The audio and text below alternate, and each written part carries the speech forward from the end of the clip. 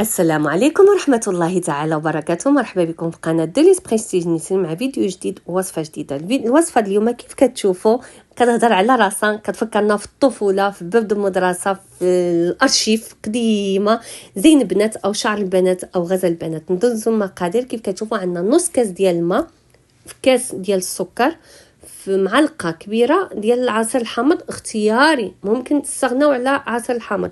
في كاسرونه او في طنجره او في مقلاة ثقيله كنعملوا السكر. سنيده كاس مع نص كاس ديال الماء، ممكن نعملوا زلافه مع نص زلافه ديال الماء، مهم العبار ديال الكاس نص ديالو ديال الماء.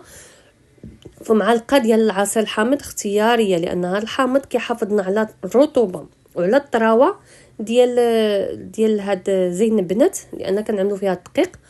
واللي كيكون باش يعملها كثيره كي ماش تبقى له باش كتبقى طريه وكتبقى رطبه. اما اللي غياكلها في نهار بلا نستغناو على الحامض، ممكن انكم ما تعملوش. كنحركوا السكر يندمجنا مع العسل مع الماء، وكنعملوه على نار مهيله، فوق النار مهيله، ماشي مهيله مره، مهم متوسطه، ونخليوه حتى يتبدل اللون ديالو.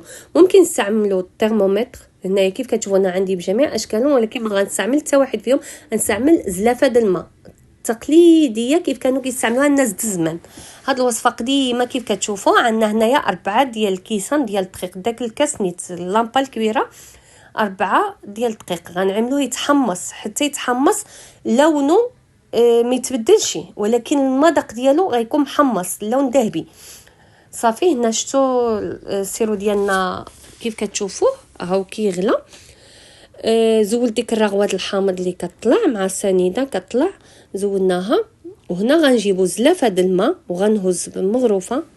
شفتوا فقاعه قلالو كنعملو، شفتوا هاو واجد لان هبطنا القاع وتحجر. الا داب في وسط الماء عرفوه باقي خصو، مادام تحجر يعني وجد. هنا كنعملوه فوق السولبات مدهونه بالزيت، او على الرخامه مدهونه بالزيت. دائما خصنا ندهنو بالزيت، ضروري ندهنوها بالزيت. كتشوفوا اللون ديالو ذهبي ماشي ابيض. هنا هانتم انا قربت لكم باش تشوفوا، وغنوريكم. شوفوا كيف كترجع داك الكواره، شفتوها كيف رجعت. هنا كتعرفوا الخليط نجح لنا 100%، السيرو نجح. هنا غتخرجنا الوصفه صافي. غنخليوه يبرد. انا مزروبه غنبقى نحركو بالمعلق حتى يبرد لي، يدفى باش نقدر نستعمل. انا في الاول غنستعمل ليغوم، بالحق ما نصحكمش ليغوم، ما نصحكمش بالقفازات او الوانطيس كيف كنقولوا حنايا في الشمال. ما نصحكمش، راه كيلصق فيهم. استعملوا يدكم بالزيت وصافي. انا غا في الاول لان باش نقدر نتحكم فيه وصافي. انتم غتشوفوا دائما دهنوا يدكم بالزيت. الزيت ضروري في هذه الوصفه لان باش ما يلصق لكمش. من بعد هنا باقا سخونه شويه، غادي تشوفوه كيطير ساهل بسهوله. انا قلت لكم في هذه الساعه الدقيق خصو يكون ديجا عندكم محمص واجد. دقيق محمص بحال الدقيق ديال السفوف او تسلو، خصو يكون واجد عندكم الدقيق. وغتدخلوه في هذه الساعه بالضبط، غتدخلوه يسخن على نار مهيله في الفران. حنيولو خليوه باش يبقى لنا دافي. شفتوا كيف كطير بسهوله من السولبات ملي بردتنا. هنا زولت ليغون، دهنت يدي بالزيت، حتى الخاتم زولوها الا كانت في يدكم شي حاجه راه كيلصق فيها. وغتبداو تلعبوا به كيف كتشوفوا، غتجبدوه وتسنيوه وتجبدوه دعوتوه. هيدا غتبقاو تيتبدل اللون ديالو. انا ما غنقطعش نهائيا في الفيديو، غنسرع وصافي. غنسرع فيديو. شفتوا هنايا لصق لي في الخاتم، غنزوله وفي نفس الوقت غنبقاو نخدموه. والدقيق عندنا في الفران، انا قلت لكم الدقيق ديجا بارد، دابا عملناه يدفى لان ديجا وجدته قبل ما نبدا الوصفه صافي. كيف كتشوفوني ها بدا يتبدل اللون ديالها، ما كيستغرقش وقت كبير زعما صراحه ربي، بحال اللي كتلعبوا ساهل. وفي نفس الوقت كتاكلوا شي حاجه عارفين. انا عارفه السكر غتقولوا لنا السكريات والسكر وداكشي، بحق هذه الوصفه ما فيها باس.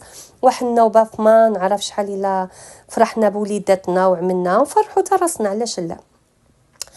انا من عشاق زين البنات او شعر البنات، كتحمقني وكنبقى نفتش عليها صراحه ربي. فلهذا اللهم عملوها لراسكم في الدار، كتعرفوا النقاوه ديالكم وشنو يدكم شنو فيه. هنا مشيت نجبد الدقيق باش تكونوا عارفين. هنا جبت الدقيق نزلته شويه يدفى باش نقدر نخدم به بيدي. هذا الدقيق هانتوما تشوفوا هو اللي كيجي على النار ترجع داك الشعيورات فيه باش ما كيلصقش وكيتفرقوا على بعضياتهم. الدقيق ضروري في هذه الوصفه. صافي هانتوما شفتوا اللون ديالها بدا كيتبدل، بدا كيتغير اللون ديالها.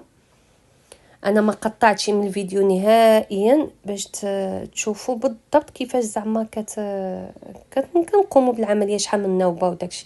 هنايا غنعملوها بحال شفنجه يعني دائريه، وغنعمل تقيبه في الوسط، غنعمل واحد لو طخو في الوسط كيف كتشوفوا. ها غادي نجيب الدقيق ديالنا وغنزلو فيه، غنزل هذا الخليط ديالنا فيه دائما الدهن دائما. ها انا نزلته المقطع طريف تقطع لي صافي. هانت كيف شفتوه نزلته وغنبدا نتني مدوبله. ها انا كندوبله وبشويه، ما تشوفوش الفيديو مزروب يجيكم حقكم راه كنجبد، راه كنخدم بشويه. غانا مسرعه الفيديو باش ما يجيش طويل بزاف. انا ما قطعتش من الفيديو نهائيا، خليته لكم زعما باش تشوفوا الطريقه شحال كتستغرق د الوقت. كنبقاو انا ماشيه وانا ندور فيها وكنتنيها، عاود ندخل فيها الدقيق. كتشوفوا اللون د الدقيق راه ماشي بياض وماشي محمر يعني، وبالحق ملي كتذوقوا تعملوا دوق ما كتحس به الدقيق محمص، يعني مذاق د الدقيق محمص بحال التسلو. غنشنو على نار مهيله مع التحريك دابا وساعه حتى كيتحمصنا مزيان، لان به هو الخدمه كامله بداك الدقيق خصو يكون طايب، ضروري يكون طايب الدقيق. شفتوا كنبقى نعاود ونعاود ونعاود وانا كنجبد وكنتني عاود كنجبد. من بعد غادي نخليكم واحد مقطع في الفيديو بشويه باش تشوفوا الطريقه كيفاش كنعمل. وصافي هذه هي الوصفه. شفتوا كيبدا يرجع شعيرات كيف كتشوفوا، هي من شويه كترقق لنا. انا غنوري لكم نقرب لكم مباشره باش تشوفوا كيفاش رقاقت بحال الشعر. هو عليها تسمى شعر البنات، حنا مسميناه شعر بنات اولا زين بنات، غا على ديك الشعيرات اللي فيه رقاقين. وانتم كتشوفوا كل ما كنعاود نتني كل ما كيزيد يرقق داك الشعيرات اللي فيه.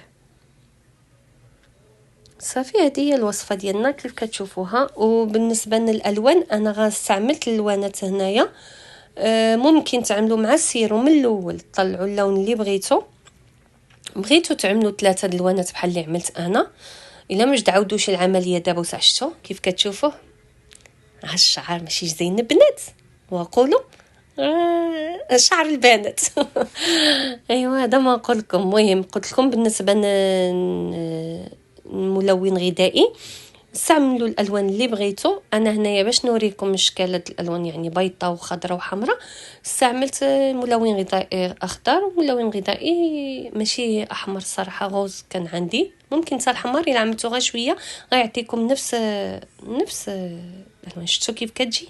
شوفوا زين البنات او شعر البنات. ها كتجي هي ناجحه 100% بالمذاق ديالها. هو شد عينك وكلها تحسب راسك شاريها من الزنقه وكتاكلها، وبعدا كتاكل شي حاجه عدلتيها بيدك وعارفه شنو تما.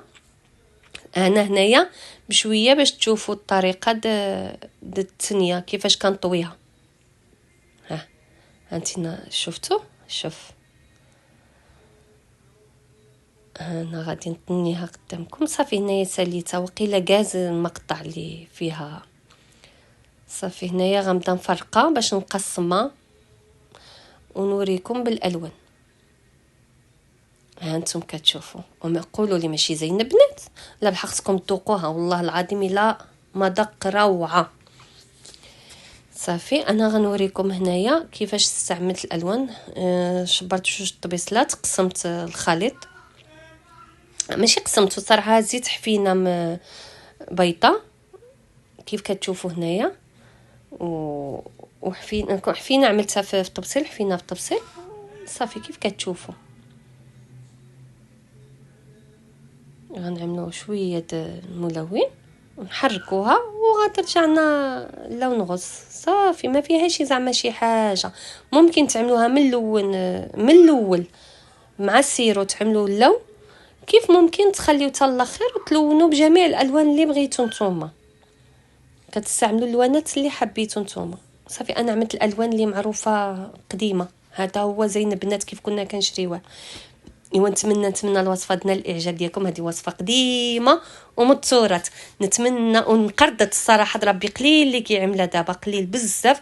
نتمنى تكونوا وصلتوا حتى لاخر الفيديو وعجبتكم الوصفه، وتقولوا لي راه وصلنا حتى لاخر الفيديو. شكرا لكم بزاف، حيت عارفه بزاف الناس كطلع لي انكم ما كتكملوش فيديو. الى فيديو جديد ان شاء الله مع وصفه جديده ان شاء الله. وما تنساوش تابوناو وتعملوا لايك، والى الفيديو مقبل ان شاء الله.